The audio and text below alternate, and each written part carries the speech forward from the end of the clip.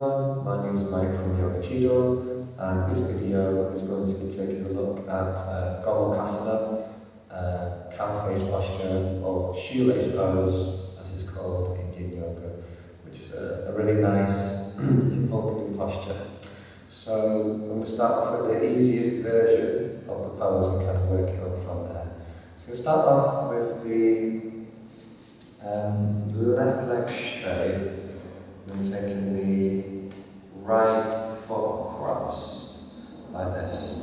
So this is one variation of the pose, where from here you want to make sure that the knees are as close together as possible. Even if the knees are quite high, that's fine. It's just that intention to bring the knees closer together and then gently folding forward. So as you fold forward in this variation, you may feel obviously the tugging of the hamstring across the spine, hopefully a little bit onto the glutes as well, top of that right leg. So that's one variation of Gomukhasana. The fuller version of the posture is where you bend into that bottom leg. So you come into this position. So from here, just making sure that when you do this, that you're not sat on the foot. So try not to kind of have this position where you sat here. You want to make sure that the sit bones are down onto the floor as best as possible.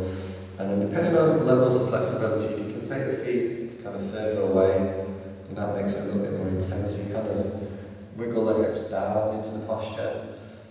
So you end up in this position where the knees are kind of stacked closer to each other. And you can either stay in this position or gently folding forwards. And you can take any arm position, so you can rest onto your elbows, you can just rest onto your hands. You can bring the hands closer towards the hips if that feels better. So as you fold forward, you're going to try and keep that connection to the mat, so make sure that your hips don't lift up too much.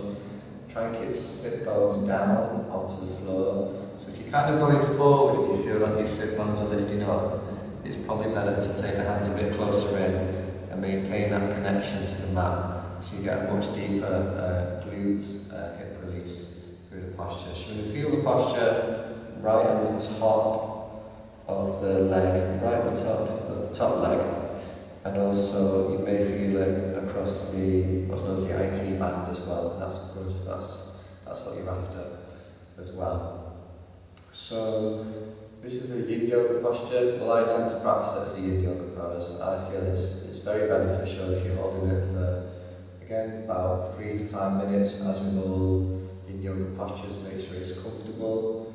There should be no painful or sharp sensations at all. Obviously, slight discomfort, because you are kind of stretched into what can commonly be quite a tight area, an area that doesn't get much releasing. So as long as you're patient in the posture, you take your time, then you'll find you get a lot of benefit from the pose as well. Okay, thank you very much for watching. I hope you found this useful, and namaste.